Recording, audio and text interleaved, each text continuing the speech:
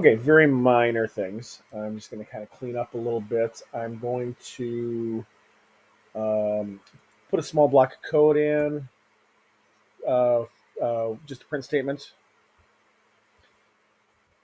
and just because it's always good to have them. So for all the objects in collection, right here, we're going to print the object name, and then we're going to set the object to true. So that should turn every object into the scene into something that is selected. I reference collection here in this code here.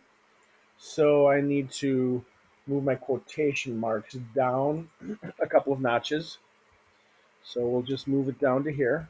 And that way that's referenced.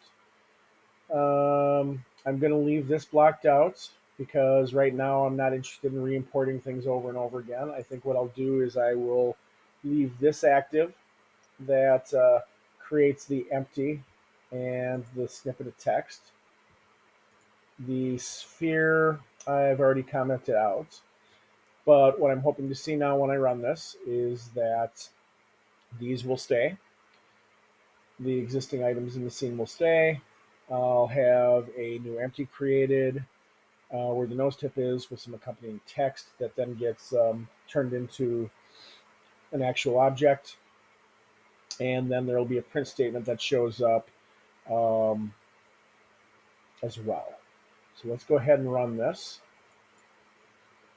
All right, no errors. It looks like I've got a new empty right there.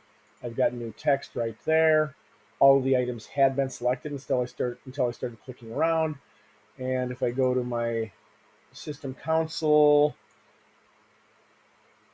I do see that these items were in fact listed. So, yay, small success, but success nonetheless.